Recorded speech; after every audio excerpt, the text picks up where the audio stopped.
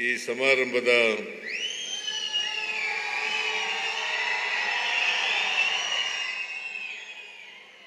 ದಿವ್ಯ ಸಾನ್ನಿಧ್ಯವನ್ನು ವಹಿಸಿರ್ತಕ್ಕಂಥ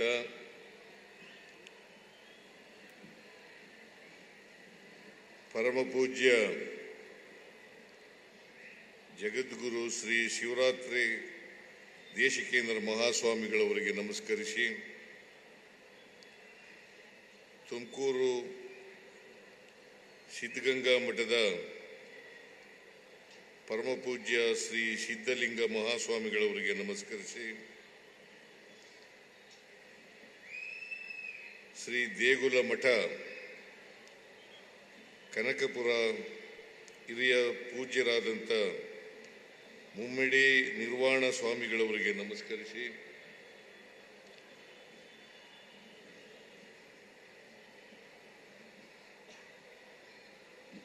ಕನಕಪುರ ಶ್ರೀ ದೇಗುಲ ಮಠದ ಕಿರಿಯ ಶ್ರೀಗಳಾದಂಥ ಪೂಜ್ಯ ಡಾಕ್ಟರ್ ಶ್ರೀ ಚೆನ್ನ ಬಸವಸ್ವಾಮಿಗಳವರಿಗೆ ನಮಸ್ಕರಿಸಿ, ವಾಲ್ಮೀಕಿ ಪೀಠದ ಪೂಜ್ಯರಾದಂಥ ಶ್ರೀ ಪ್ರಸನ್ನಾನಂದ ಪುರಿ ಸ್ವಾಮೀಜಿಯವರಿಗೆ ನಮಸ್ಕರಿಸಿ, ಈ ಜಿಲ್ಲೆಯ ಉಸ್ತುವಾರಿ ಸಚಿವರು, ಕೃಷಿ ಸಚಿವರು ಆದಂಥ ಶ್ರೀ ಚಲುವರಾಯ ಸ್ವಾಮಿಯವರೇ, ಸಮಾಜ ಕಲ್ಯಾಣ ಇಲಾಖೆಯ ಸಚಿವರಾದಂಥ ಡಾಕ್ಟರ್ ಎಸ್.ಸಿ. ಮಹದೇವಪ್ಪ ಅವರೇ, ಮಳವಳ್ಳಿ ವಿಧಾನಸಭಾ ಕ್ಷೇತ್ರದ ಶಾಸಕರಾದಂಥ ಶ್ರೀ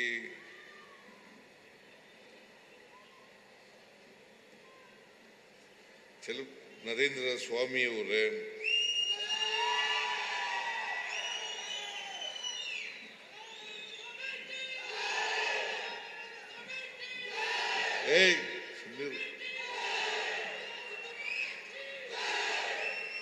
ನೀವೆಲ್ಲ ನರೇಂದ್ರ ಸ್ವಾಮಿಯವರ ಫಾಲೋವರ್ಸ್ ಅಂತ ಗೊತ್ತಾಗ್ತದೆ, ಒಂದ್ಸಾರಿ ಕೂಗಿ ಸಾಕು.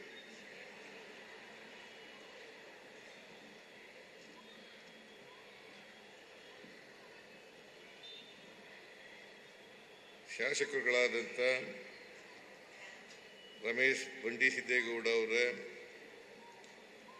ಶ್ರೀ ಕೆ.ಎಂ. ಉದಯ್ ಅವರೇ, ಶ್ರೀ ರವಿ ಗಾಣಿಗ ಅವರೇ, ಶ್ರೀ ಗಣೇಶ್ ಪ್ರಸಾದ್ ಅವರೇ, ವಿಧಾನ ಪರಿಷತ್ತಿನ ಸದಸ್ಯರುಗಳಾದಂಥ ಡಾಕ್ಟರ್ ಯತೀಂದ್ರ ಅವರೇ, ಶ್ರೀ ಮಧು ಮಾದೇಗೌಡ ಅವರೇ, ಶ್ರೀ ವಿವೇಕಾನಂದರವರೇ, ಮಾಜಿ ವಿಧಾನ ಪರಿಷತ್ತಿನ ಸದಸ್ಯರಾದಂಥ ಶ್ರೀ ಮರ್ತಿಬೇಗೌಡ್ರೆ, ಮಾಜಿ ಶಾಸಕರಾದಂಥ ಶ್ರೀ ಮಲ್ಲಾಜಮ್ಮ ಅವರೇ,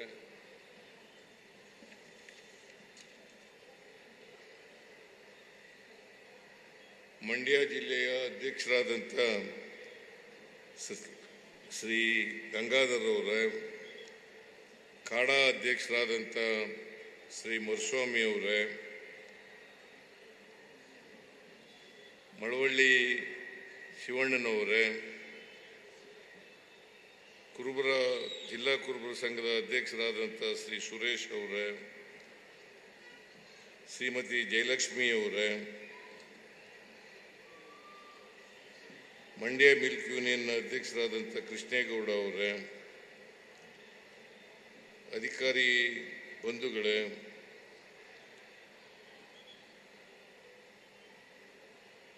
ಇಲ್ಲಿ ನೆರೆದಿರ್ತಕ್ಕಂಥ ಎಲ್ಲ ಪೂಜ್ಯರುಗಳೇ, ಇತರ ಎಲ್ಲ ಬಂಧುಗಳೇ, ತಾಯಂದಿರೇ, ಯುವಕ ಮಿತ್ರರೇ, ಮಾಧ್ಯಮದ ಸ್ನೇಹಿತರೆ, ಇವತ್ತು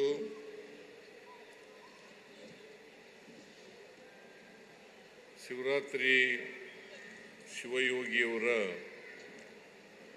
1066ನೇ ಜಯಂತ್ಯೋತ್ಸವ. ಈ ಕಾರ್ಯಕ್ರಮವನ್ನು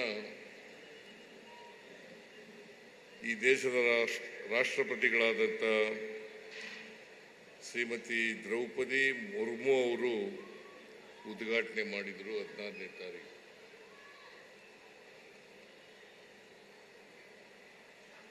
ಇವತ್ತು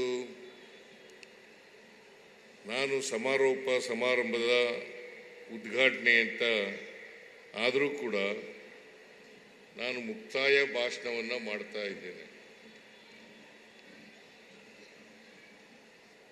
ಇದು ನನ್ನ ಭಾಷಣ ಆದಮೇಲೆ ಬಹುಶಃ ಈ ಜಯಂತ್ಯೋತ್ಸವದ ಮುಕ್ತಾಯನೂ ಕೂಡ ಆಗ್ತದೆ ಅಂತೇಳಿ ನಾನು ಭಾವಿಸ್ಕೊಂಡಿದ್ದೇನೆ. ಆದ್ದರಿಂದ ಇದು ಒಂದು ಮುಕ್ತಾಯ ಭಾಷಣ. ಆದಿ ಜಗದ್ಗುರು ಶ್ರೀ ಶಿವರಾತ್ರಿ ದೇಶಿಕೇಂದ್ರ ಮಹಾಸ್ವಾಮಿಗಳ ಜಯಂತ್ಯೋತ್ಸವ ಎಲ್ಲ ತಾಲೂಕುಗಳಲ್ಲಿ ತಾಲೂಕು ಕೇಂದ್ರಗಳಲ್ಲಿ ಮತ್ತು ಕೆಲವು ಜಿಲ್ಲಾ ಕೇಂದ್ರಗಳಲ್ಲಿ ನಡೀತಾ ಇದೆ. ಸುಮಾರು ಇದು 1066ನೇ ಜಯಂತ್ಯೋತ್ಸವ. ಬಹಳ ದೀರ್ಘಕಾಲದಿಂದ ಈ ಜಯಂತ್ಯೋತ್ಸವಗಳನ್ನು ಮಾಡ್ತಾ ಇದ್ದಾರೆ. ಮುಂದಿನ ವರ್ಷ ಗುಂಡ್ಲುಪೇಟೆನಲ್ಲಿ ಮಾಡಬೇಕು ಅಂತೇಳಿ ಈಗಾಗಲೇ ಶಾಸಕರಾದಂಥ ಗಣೇಶ್ ಅವರು ತಿಳಿಸಿದ್ದಾರೆ. ಬಹಳ ಸಂತೋಷ. ಮುಂದಿನ ವರ್ಷ ಅದ್ಧೂರಿಯಾಗಿ ಈ ಜಯಂತ್ಯೋತ್ಸವ ನಡೀಲಿ ಅಂತಕ್ಕಂಥ ಮಾತುಗಳನ್ನು ಈ ಸಂದರ್ಭದಲ್ಲಿ ಹೇಳಲಿಕ್ಕೆ ಬಯಸ್ತಾ ಇದ್ದೇನೆ. ಪ್ರತಿ ವರ್ಷ ದೇಶಿಕೇಂದ್ರ ಮಹಾಸ್ವಾಮೀಜಿಯವರು ಬಹಳ ಅದ್ಧೂರಿಯಾಗಿ ನಡೆಸ್ತಾರೆ. ಈ ವರ್ಷನೂ ಕೂಡ ಮಳವಳ್ಳಿನಲ್ಲಿ ಬಹಳ ಅದ್ಧೂರಿಯಾಗಿ ನಡೆಸಿದ್ದಾರೆ.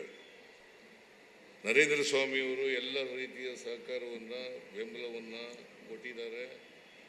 ನಾನು ಅವ್ರಿಗೂ ಕೂಡ ಮಠದ ವತಿಯಿಂದ ಅಭಿನಂದನೆಗಳನ್ನು ಸಲ್ಲಿಸಲಿಕ್ಕೆ ಬಯಸ್ತಾ ಇದ್ದೇನೆ.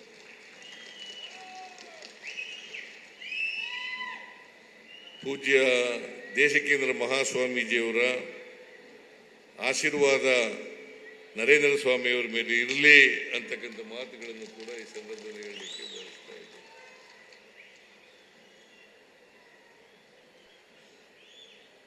ಈ ದೇಶದಲ್ಲಿ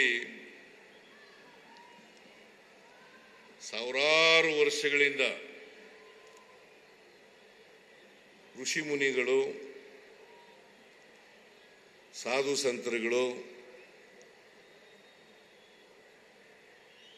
ಸೂಫಿಗಳು, ಸಮಾಜ ಸುಧಾರಕರು ನಮ್ಮ ಸಮಾಜವನ್ನು ಬದಲಾವಣೆ ಮಾಡತಕ್ಕಂಥ ಪ್ರಯತ್ನಗಳು ನಡೆದಿದ್ದಾವೆ.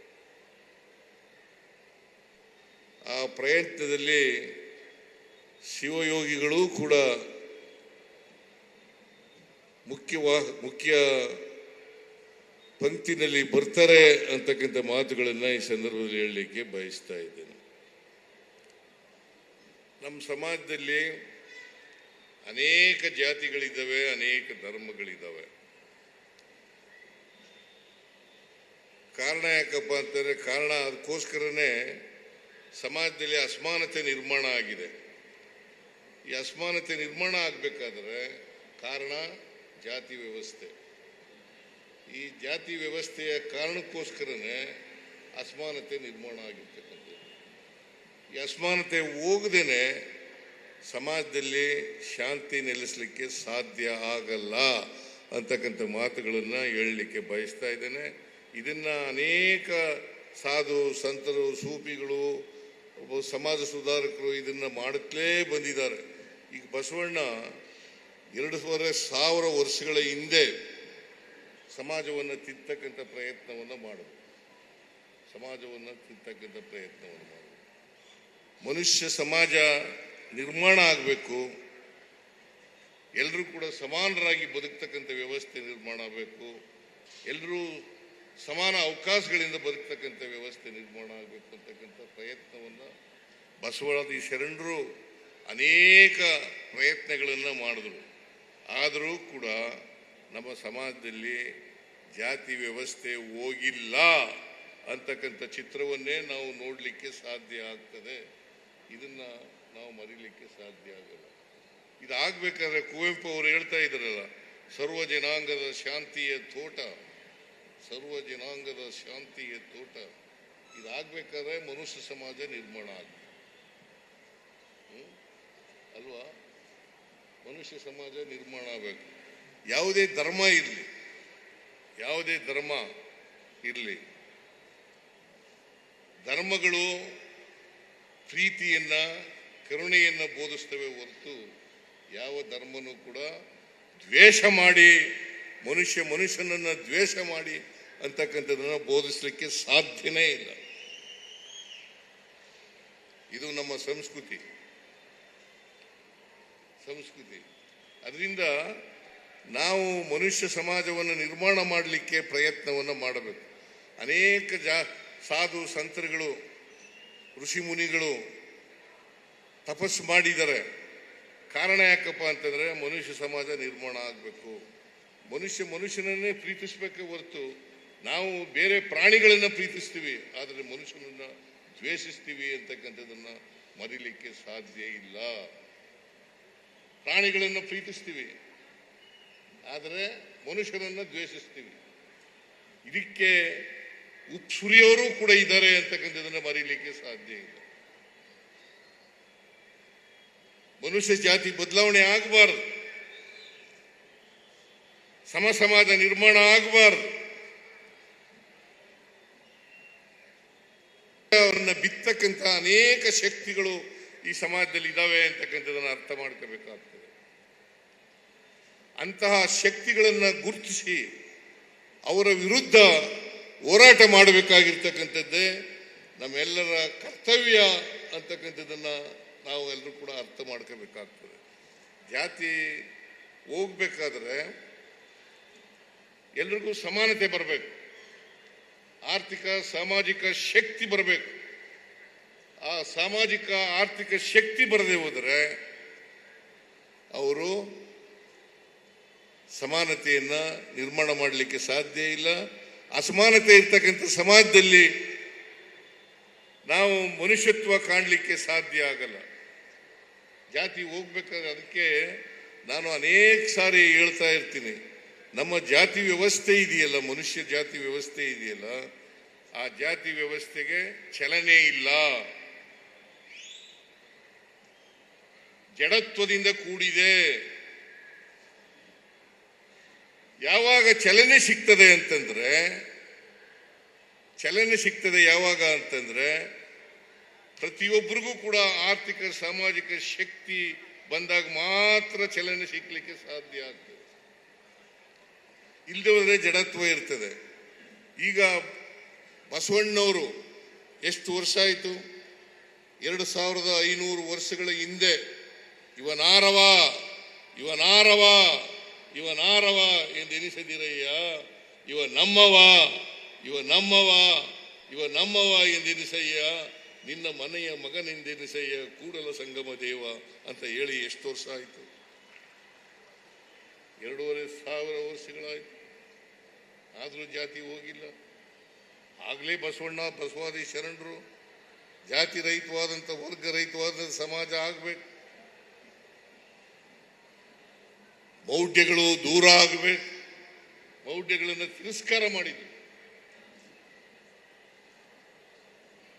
ಇವತ್ತಿಗೂ ಕೂಡ ಮೌಢ್ಯಗಳನ್ನು ಪಾಲನೆ ಮಾಡ್ತಕ್ಕಂಥ ನಾವು ನಮ್ಮ ಸಮಾಜದಲ್ಲಿ ಕಾಣ್ತಾ ಇದ್ದೇವೆ ಜನರನ್ನ ಅಂತಂದ್ರೆ, ನಾವು ಬಸವಾದಿ ಶರಣರ ಹೇಳಿದಂಥ ವಿಚಾರಗಳಿದ್ದಾವಲ್ಲ, ಆ ವಿಚಾರಗಳನ್ನ ಸರಿಯಾದ ರೀತಿಯಲ್ಲಿ ಪಾಲನೆ ಮಾಡ್ತಾ ಇಲ್ಲ ಅಂತಕ್ಕಂಥದ್ದು ಬಹಳ ಸ್ಪಷ್ಟವಾಗಿ ಗೋಚರ.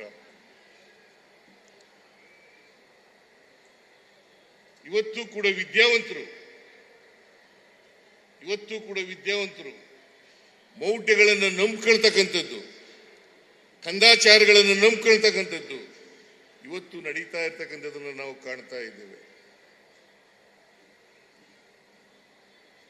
ಡಾಕ್ಟರ್ ಓದಿರೋಂಥವ್ರು, PhD ಮಾಡಿರ್ತಕ್ಕಂಥವ್ರು, ಇಂಜಿನಿಯರ್ ಓದಿರ್ತಕ್ಕಂಥವ್ರು, ವಿಜ್ಞಾನ ಓದಿರ್ತಕ್ಕಂಥವ್ರು, ಪ್ರೊಫೆಸರ್ಗಳಾಗಿರ್ತಕ್ಕಂಥವ್ರು ವಿಜ್ಞಾನಿಗಳಾಗಿರ್ತಕ್ಕಂಥವ್ರು ಇವತ್ತು ನೀನು ಯಾಕಪ್ಪ ಬಡವನಾಗಿದ್ದೀಯಾ, ನೀನ್ ಯಾಕಪ್ಪ ವಿದ್ಯಾವಂತನಾಗಿದ್ದೀಯಾ, ನೀನ್ ಯಾಕಪ್ಪ ಸೂರಿಲ್ಲ ನಿನಗೆ ಅಂತ ಕೇಳಿದ್ರೆ ಹೇಳೋದೇನು ಅಂತಂದ್ರೆ, ನಾನು ಹಿಂದಿನ ಜನ್ಮದಲ್ಲಿ ಪಾಪ ಮಾಡಿಬಿಟ್ಟಿದ್ದೆ, ಅದಕ್ಕೋಸ್ಕರವಾಗಿ ಈಗ ಹುಟ್ಬಿಟ್ಟಿದ್ದೀನಿ ಈ ತರ. ಅದು ನಿಜನಾ? ಅದು ಅಸತ್ಯ. ಇದನ್ನ ಬಹಳ ಸ್ಪಷ್ಟವಾಗಿ ತಿಳ್ಕೋಬೇಕಾಗ್ತದೆ ನಾವು. ಹಿಂದಿನ ಜನ್ಮದಲ್ಲಿ ಪಾಪ, ಹಿಂದಿನ ಜನ್ಮ ಇದೆಯೋ ಮುಂದಿನ ಜನ್ಮ ಇದೆಯೋ ಗೊತ್ತಿಲ್ಲ ನಮ್ಗೆ. ಪ್ರತಿಯೊಬ್ಬರು ಕೂಡ ಹುಟ್ಟಿದ ಮೇಲೆ ಸಾಯಲೇಬೇಕು. ಸಾವು ಆಕಸ್ಮಿಕ, ಸಾವು ಗ್ಯಾರಂಟಿ. ಹುಟ್ಟು ಆಕಸ್ಮಿಕ, ಸಾವು ಗ್ಯಾರಂಟಿ. ಈ ನಡುವೆ ಇದೆಯಲ್ಲ ನಮ್ಮ ಜೀವನ, ಆ ಜೀವನ ಇದೆಯಲ್ಲ ಇದನ್ನ ಸಾರ್ಥಕ ಮಾಡ್ಕೊಳ್ತಕ್ಕಂಥ ಪ್ರಯತ್ನವನ್ನು ಮಾಡಬೇಕಾಗ್ತದೆ. ಅದಕ್ಕೆ ನಮಗೆ ಎಂಥ ವಿದ್ಯೆ ಸಿಗ್ಬೇಕಪ್ಪ ಅಂತಂದ್ರೆ, ವೈಜ್ಞಾನಿಕವಾಗಿರ್ತಕ್ಕಂಥ ವೈಚಾರಿಕತೆಯಿಂದ ಕೂಡಿರ್ತಕ್ಕಂಥ ವಿದ್ಯೆ ನಮಗೆ ಸಿಗಬೇಕು. ವೈಚಾರಿಕವಾದ ವಿದ್ಯೆ ಸಿಗದೆ ಹೋದ್ರೆ ವಿದ್ಯಾವಂತರಾದಕ್ಕೂ ಪ್ರಯೋಜನ ಆಗಲ್ಲ ಅಲ್ವಾ? ಹಣೆ ಬರನೆ ನಂಬ್ಕೊಂಡ್ರೆ, ಈಗ ದೇವರು ಯಾರಪ್ಪ ಹಣೆಯಲ್ಲಿ ಬರೆಯೋರು? ದೇವರು ಬರೀತಾನೆ ಅಂತ ಹೇಳೋದು, ಬ್ರಹ್ಮ ಬರೆದು ಬಿಡ್ತಾನೆ ಅಂತ ಹೇಳೋದು. ಬ್ರಹ್ಮ ನನ್ನ ಮಾತ್ರ ಲಾಯರಾಗು ಅಂತ ನಮ್ಮ ಮನೆಯಲ್ಲಿ ಬರೆದು ಬಿಟ್ಟಿದ್ದಾನ. ನನ್ನ ತಮ್ಮನಿಗೆ ಅವ ಅವಿದ್ಯಾವಂತ, ನೀನು ಓದ್ಲೇ ಶಾಲೆಗೆ ಹೋಗ್ಬೇಡ ಅಂತ ಬರೆದ್ಬಿಟ್ನ. ಹಂಗೆ ಬರೆಯಕ್ಕೆ ಸಾಧ್ಯನೇ ಇಲ್ಲ ಅಲ್ಲ, ಬರೀತಾನ ಹಂಗೆ. ಆದರೆ ನಂಬ್ಕೋತೀವಿ ನಾವು, ಹಣೆಯಲ್ಲಿ ಬರೆದಿರೋದಪ್ಪ, ನಾವೇನ್ ಮಾಡೋದು? ಹಣೆಯಲ್ಲಿ ಬರೆದು ಬಿಟ್ಟಿರೋದು ವಿಧಿ, ಹಣೆಯಲ್ಲಿ ಬರೆದು ಬಿಟ್ಟಿದ್ದಾನೆ. ಯಾರ ಹಣೆಯಲ್ಲೂ ಏನೂ ಬರೆದಿರ್ಲಿಕ್ಕೆ ಸಾಧ್ಯ ಇಲ್ಲ. ನಾವು ಹುಟ್ಟಿದ ಮೇಲೆ ಸಮಾಜಮುಖಿಯಾಗಿದ್ದೀವಾ ಇಲ್ವಾ ಅಂತಕ್ಕಂಥದ್ದು ಬಹಳ ಮುಖ್ಯ. ಮನುಷ್ಯತ್ವ ಇದೆಯಾ ಇಲ್ವಾ ಅಂತಕ್ಕಂಥದ್ದು ಬಹಳ ಮುಖ್ಯ. ನಾವೆಲ್ಲರೂ ಕೂಡ ವಿದ್ಯಾವಂತರಾಗಬೇಕು. ವಿದ್ಯಾವಂತರಾದಾಗ ಮನುಷ್ಯರಾಗಿ ಬಾಳ್ತಕ್ಕಂಥ ಪರಿಸ್ಥಿತಿ ಬರಬೇಕು. ಮನುಷ್ಯರಾಗಬೇಕಾದ್ರೆ ಇನ್ನೊಬ್ಬ ಮನುಷ್ಯರನ್ನ ಪ್ರೀತಿಸ್ತಕ್ಕಂಥ ಪ್ರವೃತ್ತಿಯನ್ನು ಬೆಳೆಸ್ಕೊಳ್ತಕ್ಕಂಥದ್ದು ಅತ್ಯಂತ ಅವಶ್ಯ. ಮನುಷ್ಯನನ್ನ ದ್ವೇಷದಿದೆಯಲ್ಲ, ಅದು ಅಮಾನವೀಯವಾದಂಥ ಗುಣ ಅಂತಕ್ಕಂಥದ್ದನ್ನ ಇವತ್ತು ನಾವೆಲ್ಲರೂ ಕೂಡ ಅರ್ಥ ಮಾಡ್ಕೋಬೇಕಾಗ್ತದೆ.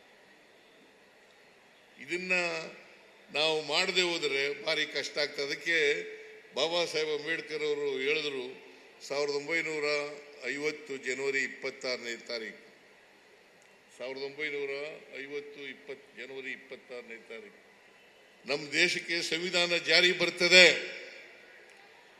ಆ ಸಂವಿಧಾನ ಜಾರಿ ಬಂದಂತ ಸಂದರ್ಭದಲ್ಲಿ ನಾವು ವೈರುಧ್ಯತೆ ಇರ್ತಕ್ಕಂಥ ಸಮಾಜಕ್ಕೆ ಕಾಲಿಡ್ತಾ ಇದ್ದೇವೆ. ವೈರುಧ್ಯತೆ ಇರ್ತಕ್ಕಂಥ ಸಮಾಜಕ್ಕೆ ಕಾಲಿಡ್ತಾ ಇದ್ದೇವೆ. ವೈರುಧ್ಯತೆ ಏನು?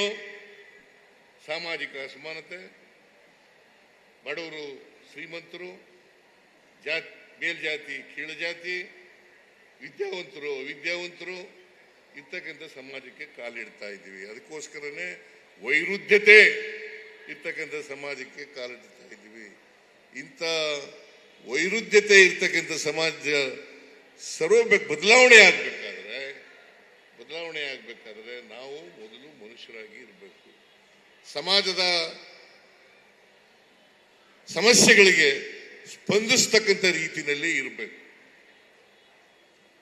ಈಗ ಸ್ವಾಮೀಜಿಯವರು ಧರ್ಮ ಪ್ರಚಾರವನ್ನು ಮಾಡ್ತಾರೆ, ಶಿಕ್ಷಣ ಕೊಡ್ತಾರೆ, ಆಮೇಲೆ ಆರೋಗ್ಯನೂ ಮಾಡ್ತಾರೆ. ಈಗ ಸುತ್ತೂರು ಮಠ ಇದೆಯಲ್ಲ, ಸುತ್ತೂರು ಮಠದಲ್ಲಿ ಶಿಕ್ಷಣ, ಅದು ವಿಶೇಷವಾಗಿ ಗ್ರಾಮೀಣ ಜನರಿಗೆ ಶಿಕ್ಷಣ ಸಿಗ್ತಕ್ಕಂಥದ್ದು, ಆರೋಗ್ಯ ಸಿಗ್ತಕ್ಕಂಥದ್ದು, ಹಾಸ್ಟೆಲ್ಗಳು ಸಿಗ್ತಕ್ಕಂಥದ್ದು. ಈ ದಾಸೋಹ ಅನ್ನೋದು ಇದೆಯಲ್ಲ, ಮನುಷ್ಯನ ಕಷ್ಟಗಳಿಗೆ ಸುಖಗಳಿಗೆ ಸ್ಪಂದಿಸ್ತಕ್ಕಂಥದ್ದೇ ದಾಸೋಹ. ದಾಸೋಹ ಅಂದ್ರೇನು? ಮನುಷ್ಯನ ಕಷ್ಟ ಸುಖಗಳಿಗೆ ಸ್ಪಂದಿಸಕ್ಕಂಥದ್ದೇ ದಾಸೋಹ. ಅದಕ್ಕೆ ಜವರೇಗೌಡರು ಒಂದು ಮಾತನ್ನು ಹೇಳ್ತಾ ಇದ್ರು, ದೇಜಗೌ ಒಂದು ಮಾತು ಹೇಳ್ತಾ ಇದ್ರು. ಏನಪ್ಪ ಅಂತಂದ್ರೆ, ಕಾಯಕ ದಾಸೋಹ ಎರಡು ಮಂತ್ರಗಳನ್ನು ಬಸವಣ್ಣ ಹೇಳ್ಕೊಟ್ಟಿದ್ರಲ್ಲ, ಎರಡು ಮೌಲ್ಯಗಳನ್ನು ಬಸವಣ್ಣವರು ಹೇಳಿದ್ರು. ಕಾಯಕ ಅಂದ್ರೆ ಏನಪ್ಪ ಅಂತಂದ್ರೆ ಪ್ರೊಡಕ್ಷನ್. ದೇವರೇಗೌಡರು ಹೇಳಿರ್ತಕ್ಕಂಥದ್ದು, ಇದು ನನ್ನ ಭಾಷೆ ಇಲ್ಲ, ದೇವರೇಗೌಡರು ಹೇಳಿರ್ತಕ್ಕಂಥದ್ದು. ಕಾಯಕ ಅಂದ್ರೆ ಪ್ರೊಡಕ್ಷನ್, ದಾಸೋಹ ಅಂತಂದ್ರೆ ಡಿಸ್ಟ್ರಿಬ್ಯೂಷನ್. ದಾಸೋಹ ಅಂತಂದ್ರೆ ಡಿಸ್ಟ್ರಿಬ್ಯೂಷನ್, ಕಾಯಕ ಅಂತಂದ್ರೆ ಪ್ರೊಡಕ್ಷನ್. ಪ್ರತಿಯೊಬ್ಬ ಮನುಷ್ಯನೂ ಕೂಡ ಹುಟ್ಟಿದ ಮೇಲೆ ಪ್ರೊಡಕ್ಟಿವಿಟಿನಲ್ಲಿ ಭಾಗವಹಿಸಬೇಕು. ಇನ್ನೊಬ್ರು ಉತ್ಪಾದನೆ ಮಾಡಿದದನ್ನ ನಾನು ಮಜಾ ಮಾಡ್ತಕ್ಕಂಥದ್ದು ಇದೆಯಲ್ಲ, ಈ ವ್ಯವಸ್ಥೆ ಹೋಗ್ಬೇಕು. ಪ್ರೊಡ್ಯೂಸ್ ಮಾಡೋರು ಯಾರೋ, ನಾನು ಅದನ್ನ ಮಜಾ ಮಾಡ್ಕೊಂಡಿರೋದು, ಈ ವ್ಯವಸ್ಥೆ ಹೋಗ್ಬೇಕು ಅಂತಕ್ಕಂಥದ್ದನ್ನೇ ಮಾಡೋರು. ಅದಕ್ಕೋಸ್ಕರ ನಾವು ಉತ್ಪಾದನಾ ಪ್ರಕ್ರಿಯೆಯಲ್ಲಿ ಎಲ್ಲರೂ ಕೂಡ ಭಾಗವಹಿಸಬೇಕು. ಉತ್ಪಾದನೆ ಆಗಿ ಬಂದಂತ ಅದನ್ನ ಎಲ್ಲರೂ ಕೂಡ ಅನುಭವಿಸ್ಬೇಕು. ಇದೇ ಪ್ರೊಡಕ್ಷನ್ ಅಂಡ್ ಡಿಸ್ಟ್ರಿಬ್ಯೂಷನ್. ಇದನ್ನ ಪ್ರತಿಯೊಬ್ಬರು ಕೂಡ ಅರ್ಥ ಮಾಡ್ಕೋಬೇಕಾಗ್ತದೆ. ಇನ್ನೊಬ್ಬ ಬೆವರು ಸುರಿಸಲಿ, ನಾನು ಅದಕ್ಕೆ ಅನ್ನಭಾಗ್ಯ ಕಾರ್ಯಕ್ರಮ ಒಂದ್ಸಾರಿ ಮಾಡಿದಾಗ ವಿಧಾನಸಭೆಯಲ್ಲಿ ಒಬ್ಬರ ಮಾನ್ಯ ಸದಸ್ಯರು ಕೇಳಿದ್ರು, ಈಗ ಅವ್ರು ಬದುಕಿಲ್ಲ, ಕೇಳಿದ್ರು, ನೀವು ಅನ್ನಭಾಗ್ಯ ಕಾರ್ಯಕ್ರಮ ಮಾಡಿ ಜನರನ್ನೆಲ್ಲ ಸೋಮಾರಿಗಳನ್ನು ಮಾಡಿಬಿಟ್ಟಿದ್ದೀರಿ, ಈ ಕೆಲಸಕ್ಕೆ ಸಿಗಲ್ಲ ನಮಗೆ ಅಂತ ಹೇಳಿದ್ರು. ನಾನು ಹೇಳಿದೆ, ನೋಡಪ್ಪ, ನೀನು ವ್ಯವಸಾಯ ಮಾಡಿದ್ಯಾ ಇಲ್ಲೋ ಗೊತ್ತಿಲ್ಲ, ಪ್ರೊಡ್ಯೂಸ್ ಮಾಡ್ತೀಯ ಇಲ್ಲೋ ಅಂತ ಗೊತ್ತಿಲ್ಲ ನನಗೆ. ಆದರೆ ನೀನು ವ್ಯವಸಾಯ ಮಾಡದೆ ಹೋಗಿದ್ರೆ, ಪ್ರೊಡ್ಯೂಸ್ ಮಾಡದೆ ಹೋದರೆ, ಪ್ರೊಡಕ್ಷನ್ ಆಕ್ಟಿವಿಟೀಸ್ನಲ್ಲಿ ಭಾಗವಹಿಸದೇ ಇದ್ರೆ, ನೀನು ಪ್ರೊಡಕ್ಟಿವಿಟಿನಲ್ಲಿ ಭಾಗವಹಿಸು. ಅವರೆಲ್ಲ ಪಾಪ ಬೇದು ಗೇದು ಗೇದು ಗೇದು ಸಾಕಾಗ್ಬಿಟ್ಟು ಬೆನ್ನೆಲ್ಲ ಬಗ್ಗೋಗ್ಬಿಟ್ಟಿದೆ, ಅವರು ಒಂದಷ್ಟು ವಿಶ್ರಾಂತಿ ತಗೊಳ್ಳಿ ಅಂತ ಹೇಳಿ. ಅದರಿಂದ ಎಲ್ಲರೂ ಶ್ರಮ ಪಡಬೇಕು. ಬಂದಂತ ಉತ್ಪಾದನೆಯನ್ನೇ ಎಲ್ಲರೂ ಕೂಡ ಅನುಭವಿಸ್ಬೇಕು. ಇದನ್ನ ಪ್ರತಿಯೊಬ್ಬರು ಕೂಡ ಮಾಡಿದಾಗಲೇನೆ ಸಮಾಜವನ್ನು ನಿರ್ಮಾಣ ಮಾಡಲಿಕ್ಕೆ ಸಾಧ್ಯ ಆಗ್ತದೆ. ಅದಕ್ಕೆ ಅಂಬೇಡ್ಕರ್ ಅವರು ಒಂದು ಮಾತನ್ನ ಏನು ಹೇಳ್ತಾರೆ ಅಂತಂದ್ರೆ, ಅಸಮಾನತೆ ಹೋಗ್ಬೇಕಾದ್ರೆ ಎಲ್ರಿಗೂ ಆರ್ಥಿಕ ಸಾಮಾಜಿಕ ಶಕ್ತಿ ಬರಬೇಕು. ಈ ಶಕ್ತಿ ಬರದೇ ಹೋದರೆ ನಮ್ಮ ಸ್ವಾತಂತ್ರ್ಯ ಬಂದದ್ದು ಯಶಸ್ಸಾಗಲ್ಲ. ಸ್ವಾತಂತ್ರ್ಯ ಬಂದದ್ದು ಯಶಸ್ಸಾಗಬೇಕಾದ್ರೆ ಎಲ್ರಿಗೂ ಸಾಮಾಜಿಕ ಆರ್ಥಿಕ ಶಕ್ತಿ ಬರಬೇಕು, ಅಸಮಾನತೆ ಹೋಗ್ಬೇಕು. ಎಲ್ಲಿವರೆಗೆ ಅಸಮಾನತೆ ಹೋಗಲ್ಲ, ಅಸಮಾನತೆಯಿಂದ ಯಾರು ನರಳ್ತಾ ಇದ್ದಾರೆ ಇನ್ನುವೆ ಸಮಾಜದಲ್ಲಿ, ಅವರು ಸ್ವಾತಂತ್ರ್ಯದ ಸೌಧ ಇದೆಯಲ್ಲ, ಪ್ರಜಾಪ್ರಭುತ್ವದ ಸೌಧ ಇದೆಯಲ್ಲ, ಆ ಸೌಧನೇ ಧ್ವಂಸ ಮಾಡ್ತಾರೆ ಅಂತಕ್ಕಂಥ ಎಚ್ಚರಿಕೆಯನ್ನು ಕೊಟ್ಟಿದ್ದು. ಇದನ್ನ ಹೇಳಿ ಎಷ್ಟು ವರ್ಷ ಆಯ್ತು? 1949 ನವೆಂಬರ್ 25. ಗೊತ್ತಾಯ್ತು ಮಲ್ಲಾಜಮ್ಮ? 1949 ನವೆಂಬರ್ 25ನೇ ತಾರೀಕು ನಮ್ಮ ಸ್ವಾತಂತ್ರ್ಯ, ಇದರ ಪ್ರಜಾಪ್ರಭುತ್ವದ ಸೌಧ ಗಟ್ಟಿಯಾಗಿ ಉಳಿಯಬೇಕು ಅಂತಂದ್ರೆ ಯಾರು ಕೂಡ ಅಸಮಾನತೆಯಿಂದ ನರಳಬಾರದು. ಈ ಅಸಮಾನತೆ ಹೋಗ್ಬೇಕು ಅಂತಕ್ಕಂಥ ಮಾತುಗಳನ್ನ ಅವತ್ತೇ 75 ವರ್ಷಗಳ ಹಿಂದೆ 76 ವರ್ಷ ಆಯ್ತಾ ಬಂತು, ಇನ್ನೇನು ಈಗ 76 ವರ್ಷ. ಅವತ್ತೇ ಎಚ್ಚರಿಕೆ ನೀಡಿದ್ರು. ಸಂವಿಧಾನ ಕಾನ್ಸ್ಟಿಟ್ಯೂಯೆಂಟ್ ಅಸೆಂಬ್ಲಿನಲ್ಲಿ ಭಾಷಣ, ಬಾಬಾ ಸಾಹೇಬ್ ಅಂಬೇಡ್ಕರ್ ಅವರದು ಕಾನ್ಸ್ಟಿಟ್ಯೂಯೆಂಟ್ ಅಸೆಂಬ್ಲಿನಲ್ಲಿ ಭಾಷಣ, ಕೊನೇ ಭಾಷಣ.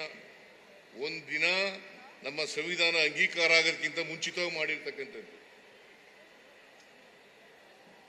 ಸಂವಿಧಾನ ಅಂಗೀಕಾರ ಆದದ್ದು 26 ನವೆಂಬರ್ 1949. ಅದಕ್ಕಿಂತ ಒಂದಿನ ಮುಂಚಿತವಾಗಿ ಭಾಷಣ ಮಾಡಿದ್ರು. ಅದರಿಂದ ನಾವು ಎಲ್ಲ ಈ ಜಯಂತ್ಯೋತ್ಸವಗಳನ್ನು ಮಾಡ್ತಕ್ಕಂಥದ್ದು, ಪೂಜ್ಯರ ಜಯಂತ್ಯೋತ್ಸವಗಳನ್ನು ಮಾಡ್ತಕ್ಕಂಥದ್ದು ಸಮಾಜದಲ್ಲಿ ಸರ್ವ ಜನಾಂಗದ ಶಾಂತಿಯ ತೋಟ ನಿರ್ಮಾಣ ಆಗಬೇಕು ಅಂತಕ್ಕಂಥ ಉದ್ದೇಶದಿಂದ ಸರ್ವ ಜನಾಂಗದ ಶಾಂತಿಯ ತೋಟ ಆಗಬೇಕು. ಅದನ್ನೇ ಕುವೆಂಪು ಅವರು ಪ್ರತಿಪಾದನೆ ಮಾಡಿದ್ರು. ಅದನ್ನ ನಾವೆಲ್ಲರೂ ಕೂಡ ಮಾಡತಕ್ಕಂಥ ಪ್ರಯತ್ನವನ್ನು ಮಾಡೋಣ ಅಂತ ಹೇಳ್ತಾ, ಇದನ್ನ ಅತ್ಯಂತ ಸಂತೋಷದಿಂದ ನನ್ನ ಮುಕ್ತಾಯ ಭಾಷಣವನ್ನು ಮಾಡಿದ್ದೇನೆ ಅಂತಕ್ಕಂಥ ಮಾತುಗಳನ್ನು ಹೇಳಿ ನಿಮ್ಮೆಲ್ಲರಿಗೂ ನಮಸ್ಕಾರ ಮಾಡಿ ನನ್ನ ಮಾತುಗಳನ್ನು ಮುಗಿಸ್ತೇನೆ. ಜೈ ಹಿಂದ್, ಜೈ ಕರ್ನಾಟಕ, ಜೈ ಸಂವಿಧಾನ್.